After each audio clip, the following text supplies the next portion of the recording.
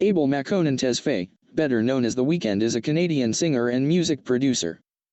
In 2010, Abel uploaded several songs to YouTube under the name The Weeknd, which helped a lot in his career.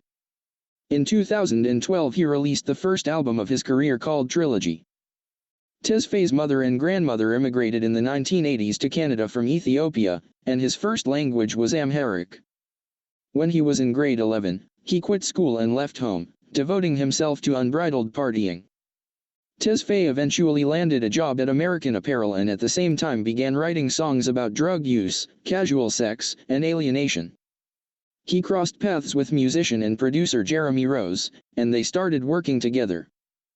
Their collaboration yielded 3 atmospheric songs: The Morning, Loft Music, and What You Need, with lyrics that were partly sung and partly rapped. The Weeknd subsequently asked his record company for help in crafting songs. The outcome was a professional relationship with the hit-making Swedish producer Max Martin and a duet with pop star Ariana Grande, Love Me Harder. The song, released in 2014, reached the top 10. The Weeknd's next 3 hit singles, Earned It, The Hills, and Can't Feel My Face, were featured on Beauty Behind the Madness, 2015. In 2016 The Weeknd won Canada's Juno Award for Artist of the Year for the 2nd consecutive year, as well as 4 other Junos, including Album of the Year. He also won Grammy Awards for Best R&B Performance for Earned It, and Beauty Behind the Madness took the award for Best Urban Contemporary Album. In addition, Earned It, which was included on the soundtrack of the film 50 Shades of Grey, 2015, was nominated for an Academy Award in 2016. The Weeknd's success continued with Starboy, 2016, which featured collaborations with Kendrick Lamar and Daft Punk. It was a commercial hit and earned a Grammy for Best Urban Contemporary Album.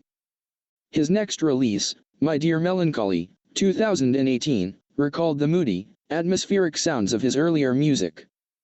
The cinematic and introspective After Hours, 2020, was critically praised and, like his previous release, debuted at the top of the charts.